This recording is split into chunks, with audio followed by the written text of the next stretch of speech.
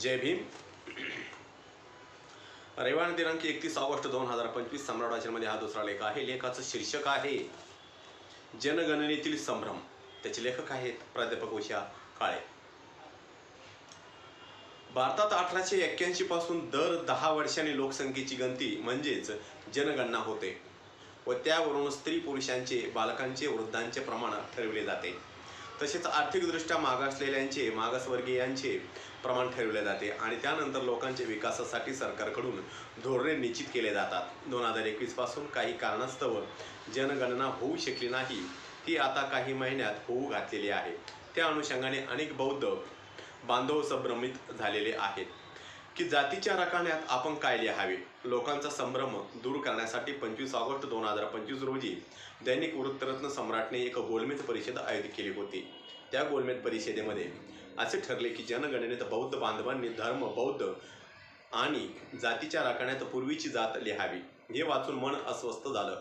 पूर्वीच्या काळी म्हणजे 1956 पूर्वी म्हणजे पूर्वज हिंदू धर्मातील महार जातीचे होते, म्हणून त्यांना हिंदू धर्मातील वरिष्ठांनी अत्यंत हीनतेची वागणूक दिली होती। बाबासाहेबांनी स्वतः हे अनुभवलं होतं व त्यांच्या हयातीत असे शेकडो प्रसंग त्यांनी पाहिले होते। हे पाहून बाबासाहेबांचे काळीच फाटत होते, म्हणून त्यांनी 1956 साली जातपात विरहित अशा बौद्ध धम्माची दीक्षा दिली आणि 22 प्रतिज्ञेतील प्रतिज्ञा क्रमांक 19 मध्ये असे सांगितले की मी माझ्या जुन्या मनुष्यमात्राच्या उत्कर्षाला हानिकारक असणाऱ्या व मनुष्यमात्राला असमान व नीच मानणाऱ्या हिंदू धर्माचा त्याग करतो आहे व बुद्ध धर्माचा स्वीकार करतो आहे।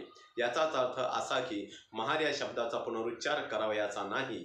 आता जे आपले द्वेष्टे आहेत, ज्यांना आपला राग येतो, ते आपापसात बोलताना महार शब्दाचा उच्चार करतातच, पण आपणाशी बोलताना त्यांनी महार शब्दाचा उच्चार केला तर तो जातीवाचक ठरतो व ॲट्रॉसिटीचा गुन्हा ठरतो। पण 25 ऑगस्टला झालेल्या गोलमेज परिषदेत असे ठरले की बौद्धांनी आपला धर्म बौद्ध लिहावा व अनुसूचित जाती या रकान्यात आपली पूर्वीचीच जात महार लिहावी। हे वाचून आपण पूर्वीच्या जमान्यात गेल्यासारखे वाटले। आताचे सरकार पूर्णतः जातीवादी आहे, कारण अलीकडील काही वर्षात म्हणजे त्यांच्या राज्यात जातीवरून महाराष्ट्रात अनेक गुन्हे घडले आहेत। सरपंचासारख्या गावचा प्रमुख असलेल्या बौद्ध स्त्रीला तू महार आहेस, तू माजलीस, तुझी मस्ती उतरवतो, तू माझ्या चेकवर सही का करत नाही, असे गावातील जातीने उच्च असलेल्या व्यक्ती राजरोषपणे बोलतात, तरी पोलीस त्यांच्यावर कोणतीही कारवाई करत नाहीत। संविधानाच्या प्रतीची विटंबना करणाऱ्याला अक्षयने अटकले। गावातून बाबासाहेबांच्या प्रतिमेची मिरवणूक काढली तर जातीवाद्यांनी त्यांचा कोथळा बाहेर काढला। बोलठाण जिल्हा नाशिक येथील एका बौद्ध महिलेची 6.5 एकर जमीन जातीवाद्यांनी तिला मारहाण करून बळकावली। गेली 4 वर्षे ती पोलीस, सरकारी दरबारी, जिल्हाधिकारी यांच्याकडे जाऊन तिच्या पायाची चामडी निघत आहेत। तिलाही या गावगुंडांनी अशा जातीवाचक व अश्लील शिव्या दिल्या आणि अशा अवस्थेत आपण जनगणनेतील अनुसूचित जातीच्या रकान्यात महार लिहिले तर ते आपल्याला महार म्हणूनच संबोधतील, बौद्ध म्हणून नव्हे।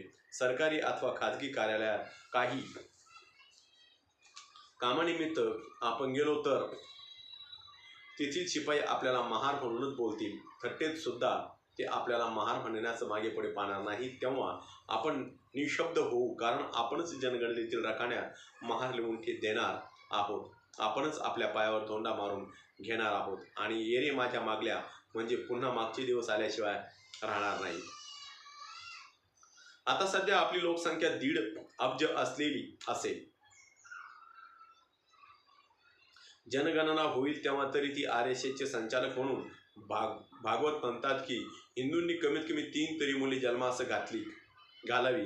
हे सर्व धर्म वाचवण्यासाठी राष्ट्र हिंदूचे असूनही त्यांना अल्पसंख्याक असलेल्या मुसलमानांची भीती वाटते, कारण मुस्लिमांना कुटुंब नियोजनाचे बंधन नाही, त्यामुळे त्यांची संख्या वाढेल। आता समाजाचे अवलोकन केले तर असे दिसून येईल की 1952 पासून कुटुंब नियोजनाचा आपण स्वीकार केला तेव्हापासून अनेक मुसलमान 2 अपत्यावर कुटुंब नियोजन करतात, तर अद्यापही अनेक हिंदू केवळ मृत्यूनंतर वडिलांना मोक्षप्राप्ती मिळावी म्हणून सलग 6-7 मुली जन्मास आल्या तरी मुलाची वाट पाहतात। 7 मुलीनंतर एक मुलगा झाला तर आणखी दुसरा मुलगाही त्यांना हवा असतो। अशा प्रकारे आजच्या घडीला सुद्धा 6 ते 8 अपत्य असणारी लाखो कुटुंबे भारतात आहेत। म्हणजे केवळ धर्माचे रक्षण करण्यासाठी हिंदू धर्मात कुटुंबातील मुलांची संख्या वाढवण्यास सांगितले होते, परंतु अगोदरच भारतातील लोकसंख्या बेसुमार वाढलेली आहे. लोकांना अद्यापही राहाव्यास घरे नाहीत, खाण्यापिण्यास अन्न मिळत नाही, पाणी मिळत नाही, तर आणखी वाढणाऱ्या मोठ्या लोकसंख्येला सरकार कुठून एवढ्या सुविधा उपलब्ध करून देईल? राहिला प्रश्न आता अनुसूचित जातींना मिळणाऱ्या सवलतीचा. म्हणजे 25 ऑगस्टच्या गोलमेज परिषदेत अशी चर्चा झाली की अनुसूचित जातीच्या रकान्यात आपली जात न लिहिल्यामुळे सवलतीचे प्रमाण कमी झाले आहे. 1962ला नवबौद्धांना सवलती दिल्या जाव्यात अशी भूमिका त्यावेळेचे मुख्यमंत्री यशवंतराव चव्हाण यांनी घेतली होती. तशीच भूमिका सरकारला असलेले आपले नेते रामदास आठवले यांनी घेतली तर चालणार नाही काय? किंवा जनगणनेची ही जी पत्रके आहेत त्यातील रकान्यात अनुसूचित जातीमध्ये नसलेले परंतु सवलतीस पात्र असलेले आर्थिकदृष्ट्या मागासलेले असा रकाना घातला तर दोन्ही ठिकाणी म्हणजे धर्माच्या रकान्यात व सवलतीस पात्र असलेल्या रकान्यातही बौद्ध असे लिहिता येईल. आपण बौद्ध झालेलो असलो तरी आर्थिकदृष्ट्या आपण पुढारलेलो नाही हे सर्वांना माहीत आहे. पण बाबासाहेबांनी आपल्याला हिंदू ठेवले नाही, बौद्ध केले, हाच त्याचा मोठा राग आहे. म्हणून ते बाबासाहेबांच्या पुतळ्याची त्यांनी लिहिलेल्या संविधानाची विटंबना करतात, तर त्यांच्या विचाराने चालणाऱ्यांची कधी हत्या, मारहाण तर कधी शिवीगाळ करतात.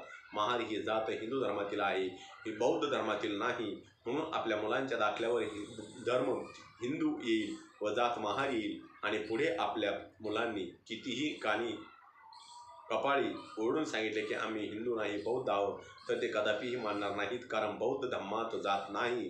तेव्हा कृपया गोलमेज परिषदेत झालेल्या चर्चेचा पुनर्विचार व्हावा व वरती मी सुचवलेल्या पर्यायाचा विचार व्हावा किंवा महाविरहित परंतु सवलतीस पात्र असणारे अन्य शब्द सुचवावेत. पण महार हा शब्द लिहू नये आणि लिहिला तर महामानवाच्या धर्मांतराला काहीही अर्थ उरणार नाही. या ठिकाणी हा लेख संपलेला आहे. माझा प्रत्येक व्हिडिओ बघण्यासाठी प्रत्येक व्हिडिओ लाईक करा, शेअर करा, सबस्क्राईब करा आणि बेल आयकॉनवर क्लिक करा. जय भीम, जय भारत, जय बुद्धभूमी.